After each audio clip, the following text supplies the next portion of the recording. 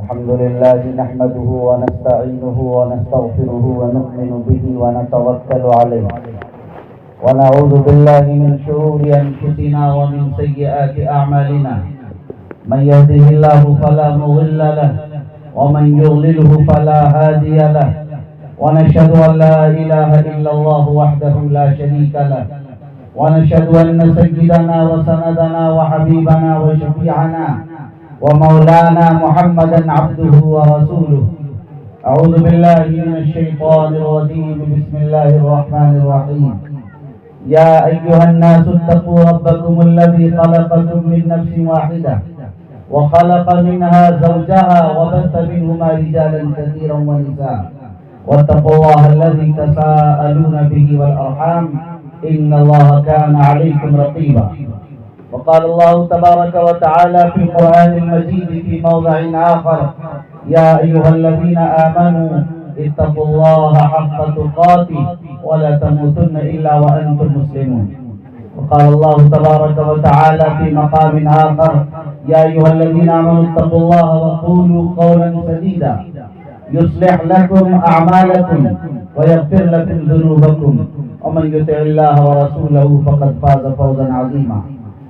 صدق الله العظيم. قال رسول الله صلى الله عليه وسلم: النكاح من سنتي. وقال رسول الله صلى الله عليه وسلم في مقام آخر: ومن رغب عن سنتي فليس مني، أو كما قال عليه الصلاة والسلام. آپ حضرات مجلس نکاح میں ہیں اور ابھی آپ حضرات نے موقع کی مناسبت سے ایک بڑی مختصر جامع مؤثر تقریر سماعت فرمائی ہے. حق جل مجدہ کے شکر کے بعد میں سب سے پہلے شکر گزار ہوں محترم جناب بھائی منظر خان صاحب کا کہ انہوں نے مجھے اس مجلس نکاح میں اور اس بابرکت پروگرام میں شرکت کا موقع عنایت فرمایا اور حاضر ہو کر بڑی خوشی ہوئی. جو چیزیں مجھے معلوم ہوئی اس لیے اس موقع پر میں چاہتا ہوں کہ نکاح سے پہلے چند منٹ آپ حضرات سے 2-3 منتشر باتیں عرض کر دوں. پہلی بات تو یہ کہنی ہے کہ نکاح کو ہمیں سمجھنا چاہیے کہ نکاح کیا ہے. قرآن مجید کی ایک آیت سے میں آپ کو سمجھانا چاہتا ہوں. حق جل مجدہ کا ارشاد ہے: وَلَقَدْ أَرْسَلْنَا رُسُلًا مِّن قَبْلِكَ وَجَعَلْنَا لَهُمْ أَزْوَاجًا وَذُرِّيَّةً کہ ہم نے اپنے رسولوں کو آپ سے پہلے بھیجا ہے اور ہم نے ان سب کے لیے بیویاں بنائی اور اولاد بھی دی. اس سے معلوم یہ ہوا کہ جتنے انبیاء کرام علیہم الصلوۃ والتسلیم حضرت آدم سے لے کر محمد تک آئے، تمام لوگوں کو اللہ تعالیٰ نے بیویاں بھی دی، سب کا نکاح ہوا، شادی ہوئی اور اولاد بھی دی. صرف ایک نبی ایسے گزرے ہیں حضرت یحییٰ علیہ السلام کے جن کا نکاح نہیں ہوا، ورنہ 1,24,000 کم و بیش انبیاء دنیا میں تشریف لائے اور سب کا نکاح ہوا. ایک حضرت عیسیٰ علیہ السلام کا نکاح نہیں ہوا، مگر ان کا نکاح ہوگا جب دوبارہ دنیا میں تشریف لائیں گے. تو دوبارہ جب تشریف لائیں گے ان کی عمر وہی 32 سال ہی ہوگی اور پھر ان کا نکاح ہوگا اور اولاد بھی ہوگی، پھر تدفین بھی ہوگی، انتقال ہوگا تو وہی مزار اطہر کے قریب. تو ظاہر ہے کہ تمام انبیاء کا نکاح ہوا. اگر آپ اس سے اندازہ لگا سکتے ہیں کہ یہ صرف سنت محمد یا سنت نبی نہیں ہے، یہ تو سنت انبیاء، سنت المرسلین ہے. تمام انبیاء اور رسولوں کی سنت نکاح. نکاح کی خصوصیت یہ بھی ہے کہ نکاح کو اگر آپ دیکھیں گے تو دنیا میں بھی نکاح ہے اور آخرت میں بھی نکاح. یہی ایک عبادت ہے جو آخرت میں جنت میں بھی اب باقی رہنے والی. یعنی جس طرح دنیا میں نکاح کو اتنا عام کیا گیا، اسی طرح جنت میں بھی یہاں تو چند ایک لوگ نکاح 1 لاکھ میں 1 لوگ نکاح نہیں کرتے ہیں، لیکن وہاں ہر ایک کا نکاح ہوگا، وہاں کوئی بغیر نکاح کے باقی نہیں رہے، وہاں حضرت یحییٰ بھی باقی نہیں رہے، ہر ایک کا نکاح ہوگا۔ تو جنت میں ہر ایک کا نکاح ہوگا، اور اتفاق سے وہاں ایک نکاح نہیں ہوگا، بلکہ وہاں تو 70 تو کم سے کم ہو رہی ہوں گی، اور دنیا کی جو بیویاں ہیں ان سے بھی ان کا نکاح کیا جائے گا۔ تو آپ کو مجھے بتانا یہ تھا، آپ اندازہ کر سکتے ہیں کہ یہ نکاح ہی ایک ایسی عبادت ہے جو دنیا کے ساتھ آخرت میں بھی قائم رہنے والی ہے، اور تمام انبیاء اور رسولوں نے کیا یہ عبادت بنی۔ گویا کہ نکاح یہ رسم نہیں، کوئی رواج نہیں ہے، یا زندگی گزارنے کا یا انسانی تقاضوں کا ایک عمل نہیں، نکاح ایک عبادت ہے۔ ایک بات اور سمجھ لیجیے، نکاح عبادت ہے، سنت بھی اور عبادت بھی ہے۔ عبادت کا مطلب یہ کہ جس نے نکاح نہیں کا ضرورت ہے تو گنہگار ہوگا، یہ نہیں کہ مرضی ہے نکاح کر لیا اور نہیں کیا اور ضرورت ہے تو گنہگار ہوگا۔ نہ کرنے والا جو ایک حرام کا ارتکاب کر رہا ہے، ظاہر کوئی معمولی بات نہیں۔ اسی لیے علماء نے لکھا ہے کہ یہ عبادت ہے، اسی لیے آپ کو سمجھنا ہے۔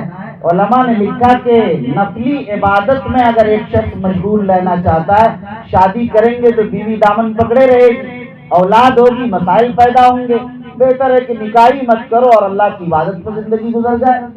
یہ عمل زیادہ اچھا ہے یا نکاح کر کے بیوی بچوں کی مشغولیات اختیار کرنا زیادہ اچھا ہے؟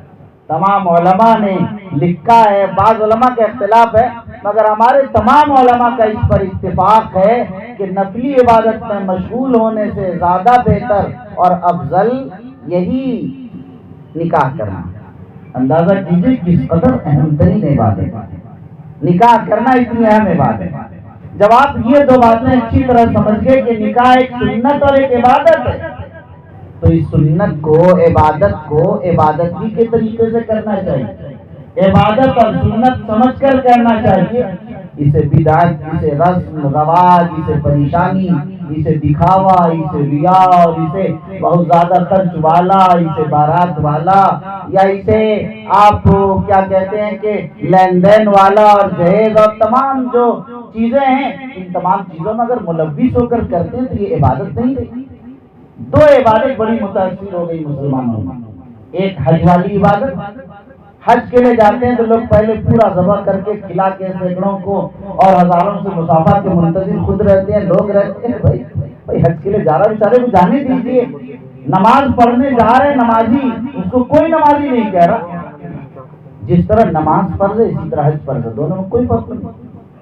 لیکن حج کو اتنا بھاری بھرکم بنا دیا، اتنے رسم و رواج سے گھیر دیا، الامان والحدیث، کہ اگر کوئی شخص پیچھے بغیر چلا گیا تو رشتہ داری اور ناطے ٹوٹ جایا کرتے، دوستی ختم ہو جایا کرتی۔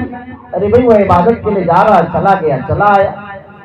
حاجی صاحب کہنے کا بھی ایک ایسا شوق پیدا ہو گیا، ارے بھائی حج کر کے چلے آئے، ایک عبادت کر لیا تو حاجی صاحب کہنے کی کیا ضرورت ہے؟ نمازی صاحب تو کہتے ہیں، دونوں میں کوئی فرق نہیں۔ یہ ہے مسئلہ۔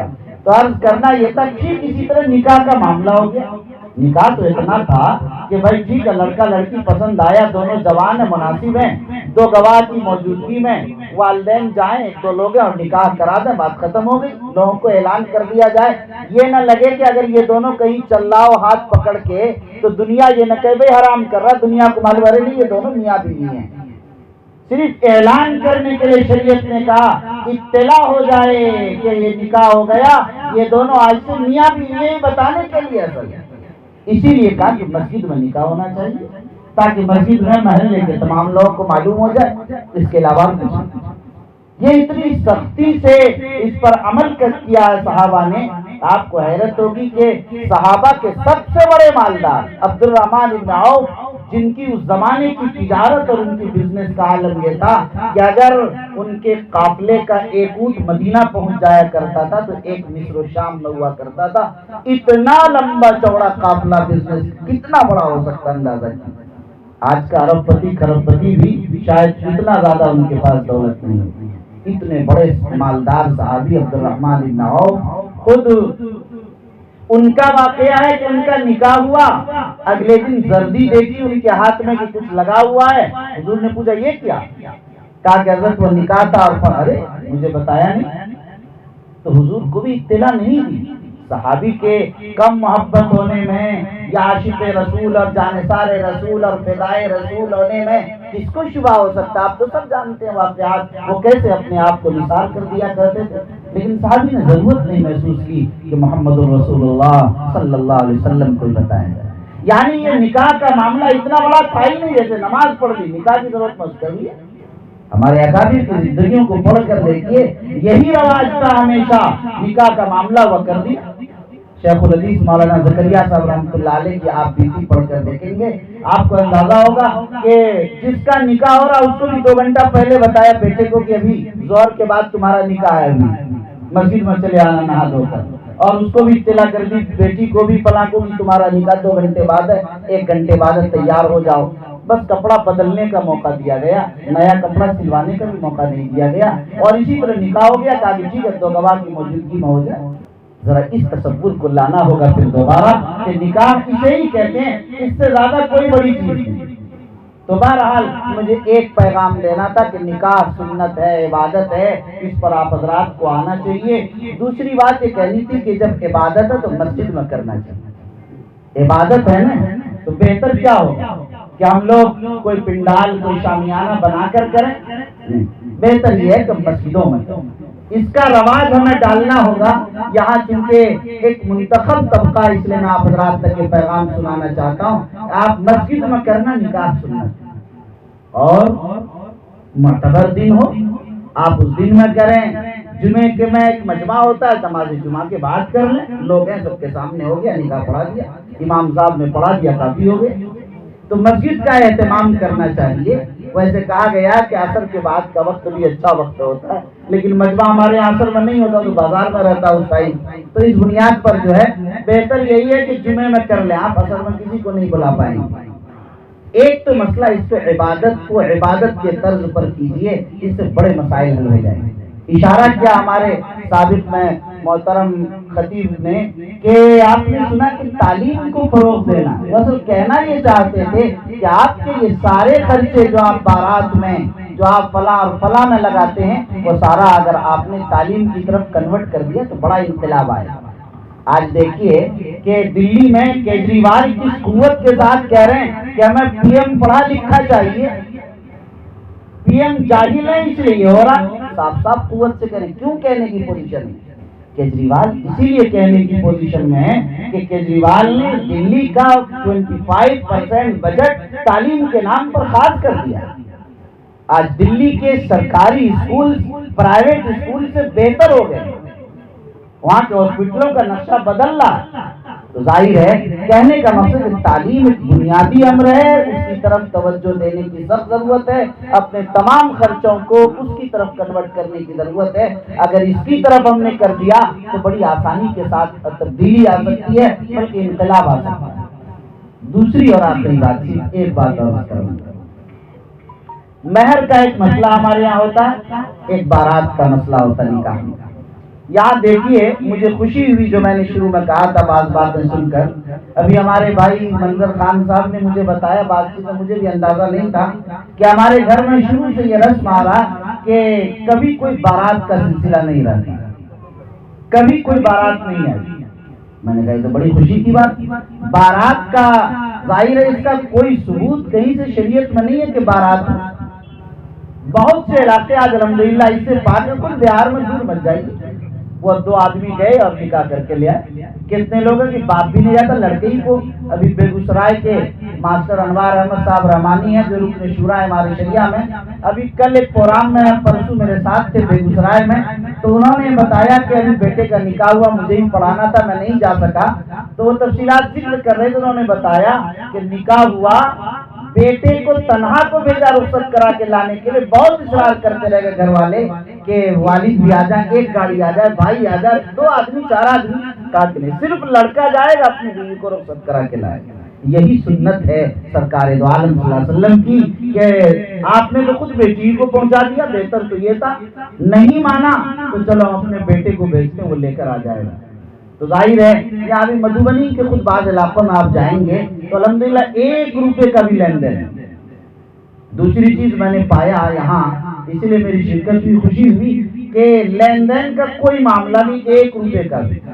آج لین دین کی بنیاد پر جو معاملات اور حالات پیدا ہو رہے ہیں، جس طریقے سے لوگوں کی نیندیں حرام ہو رہی، والدین کے گھر معصوم کے بستروں پر جس طرح بہ رہے ہیں، وہ جس طرح سسکیاں لے رہے ہیں اپنی بیٹیوں کو پیدا کر دینے کے بعد، اور جیسے مشکلات میں وہ گھرے ہوئے ہیں، آپ اندازہ نہیں کر سکتے۔ معاشرے میں جب جائیں گے تو آپ کو اندازہ ہوگا کہ پہلے وہ معاشرے میں کتنے لوگ اپنے گھر معصوم بہا بہا کر رات گزار رہے ہیں۔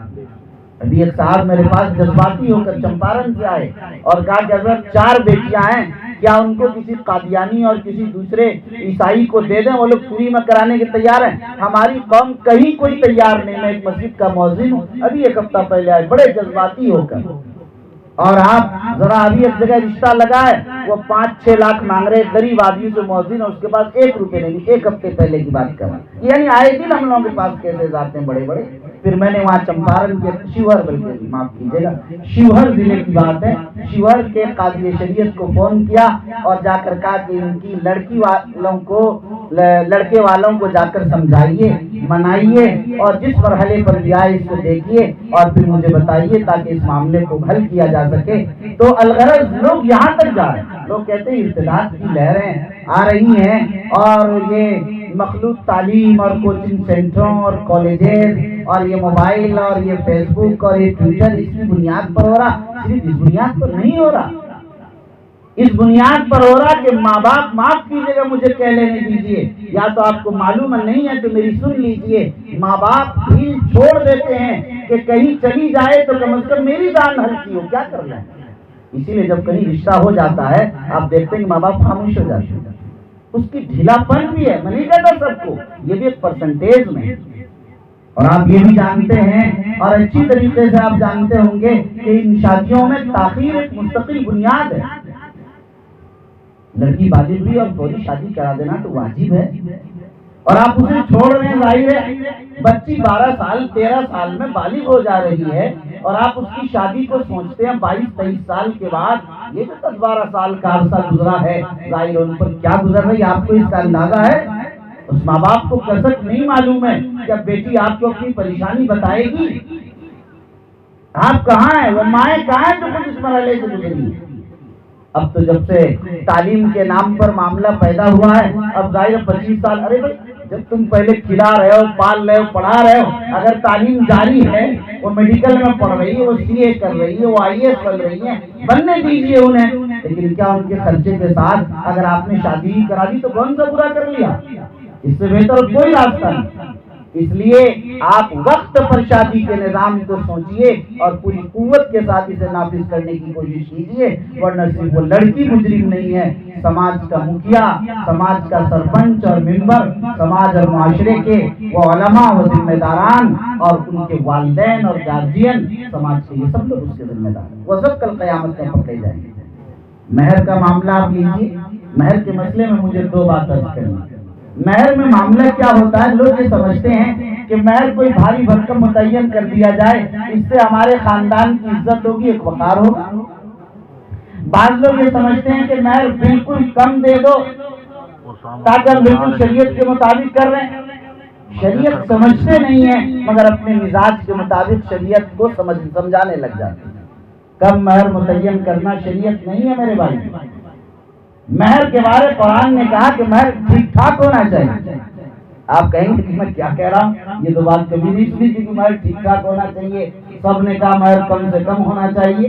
بھائی سب نے کہا ہوگا مگر قرآن نے نہیں کہا، قرآن نے کہا قنطارن، کہ اس کو قنطار دے کر حاصل کرو بیوی کو، اور قنطار کا مطلب ہوتا ہے اچھا خاصا مال رہتا ہے۔ شریعت کا مزاج یہ ہے کہ مہر اتنا کم نہ دیا جائے کہ بیوی کی توہین ہو، اس خاندان کی توہین ہو، اتنا کم مہر نہیں دینا چاہیے۔ اتنا زیادہ مہر نہیں دینا طے کرنا چاہیے کہ شوہر ادا نہ کر سکے۔ اتنا مہر متعین کرنا چاہیے کہ جس سے بیوی اور ان کے خاندان کی عزت رہے، اور اتنا مہر متعین ہونا چاہیے کہ جس میں لڑکا والا نقد کیش مہر ادا کرنے کی پوزیشن اور صلاحیت میں ہے۔ اب سمجھ لیجیے اس بات، یہ ہے اصل مہر کا نظام۔ اب مہر نقد دینا چاہیے۔ آپ لوگ لفظ سنتے ہو مہر معجل، یہ بڑا خطرناک لفظ ہے، آپ لوگوں کو یہ بات سمجھ لینا چاہیے، اگرچہ مشکل ہوگا آپ کو سمجھنے میں لیکن آپ کو کام آئے گا۔ یہ بڑا عجیب لفظ ہے۔ مہر معجل کا مطلب بھی ہوتا ہے نقد، اور مہر معجلی کا مطلب ہوتا ہے ادھار بھی۔ بڑا بھاری لفظ ہے۔ عین اگر نکالیں گے، آپ تو نکال نہیں پاتے، ہم لوگ نکالیں گے۔ مہر معجل عین سے پڑھیں گے، اس کا مطلب ہوتا ہے نقد مہر کیش، اور مہر معجل حمزہ سے ہوتا ہے، اس میں عین سے نہیں نکالنا، ادائیگی وہی ہے، اس کا مطلب ہوتا ہے ادھار۔ آپ مہر معجل سنتے ذرا تو آپ کہے گا عین سے کہ بغیر عین کے؟ آپ کہے گا عین والا چاہیے، نقد والا، کیش والا۔ مہر نقد ہی ہوا کرتا ہے۔ یہ ہندوستان کے مشرکانہ رسوم و تہذیب نے یہاں تک پہنچا دیا، کوئی اس کو نہیں کہنے کے لیے تیار ہے مہر ادھار اصلاً ہوتا ہی نہیں۔ پورے عرب اور دنیا کے تمام ممالک گھوم لیجیے ہندوستان کے علاوہ، ہر جگہ آج بھی نقد ہی مہر دیا جاتا ہے سوائے ہندوستان کے۔ اور ہندوستان کے بھی گوشے آپ کو جتنی توفیق ہو اس کی تیاری کیجیے، مہر ہی تو نکاح کی بنیاد ہے۔ مہر اتنی مضبوط چیز ہے میرے بھائی، یہ سمجھ لیجیے، مہر اگر بغیر ذکر کیے بھی آپ نے نکاح کر لیا، مہر پھر بھی فرض ہو جائے گا، آپ پر دینا لازم ہو جائے گا۔ اگر کوئی کہہ دے میاں بیوی ہم لوگ نہیں مہر لیں گے، نہیں دیں گے، شریعت کہے گی نہیں مانی جائے گی تمہاری بھی، مہر دینا ہوگا، مہر لینا ہوگا، سمجھیے۔ اور کسی چیز میں ایسا نہیں، مہر کے بغیر نکاح ہی نہیں۔ نکاح وجود تو ہو جائے گا، منعقد ہو جائے گا نکاح، مگر مہر لازم ہوگا ہر حال میں۔ یہ مہر اس قدر اہم چیز ہے۔ تو بہرحال مہر کو نقد دینے کا مزاج بنائیے۔ میں نے یہ کہا یہاں تو ماشاءاللہ بھائی منظر خان صاحب اور ان کے والد صاحب کو اور ان کے خاندان کو اللہ جزائے خیر دے کہ مہر میں بھی ان لوگوں نے بہت مناسب مہر طے کیا۔ اگر ہم دیکھ رہے ہیں تو اس میں لحاظ دونوں چیز کا، صرف عین اور حمزہ کا مجھے فرق نہیں ہے، وہ تو قاضی صاحب بتائیں گے کہ عین والا ہے کہ حمزے والا ہے، کیا ہے قاضی صاحب؟ عین والا کر دیں گے لگ رہا ہے انشاءاللہ، جزاک اللہ خیر۔ تو عرض یہ کرنا تھا مجھے صرف آپ حضرات سے کہ مہر نقد ہونا چاہیے۔ مہر میاں بیوی کا حق ہے، یہ سماج کا حق نہیں ہے کسی اور کا، ان دونوں کو پہلے ہی طے کر لینا چاہیے۔ مہر بھی ہم اتنا دیں گے، تم اتنا لوگی، وہ کیا لیں گے، بات ختم، پہلے سب سیٹ ہو جانا چاہیے۔ اس میں ماں باپ کا بھی اصل حق نہیں، گارجین کا حق نہیں، یہ سب نہیں ہے، صرف انہیں کا حق۔ بہرحال جس طرح شادی سے قبل لڑکے کو لڑکی کو دیکھنے کا حق اور لڑکی کو لڑکا کو دیکھنے کا حق ہے، ٹھیک اسی طریقے سے مہر کو طے کرنا اور یہ معاملہ بھی ان کے ذمہ ہے۔ تو بہرحال مہر نقد ہونا چاہیے اور مناسب ہونا چاہیے۔ اور لوگ جو لکھا لیتے ہیں، میں دیکھتا ہوں کہ کہیں 10-10 لاکھ مہر، 20-20 لاکھ، چونکہ وہ اس میں کرتے ہیں، اشرفی میں کرتے ہیں، ظاہر وہ اچھی خاصی رقم ہو جاتی ہے، کہیں 50 اشرفی، کہیں 30 اشرفی، کہیں 40 اشرفی، اب ظاہر اس کی قیمت جوڑی 10-10 لاکھ روپے تک چلے جاتے ہیں، الگ سے کیش بھی ہے۔ تو یہ سوچتے ہیں کہ شاید ادا ہی نہیں کرنا ہے مجھے، یہ وہ قرض ہے کہ جو معاف کل قیامت میں ہوگا ہی، اور مرتے وقت جو معاف ہمارے یہاں کرایا جاتا ہے، کان کھول کر سن لیجیے، وہ معاف نہیں ہوتا شریعت کی نظر میں۔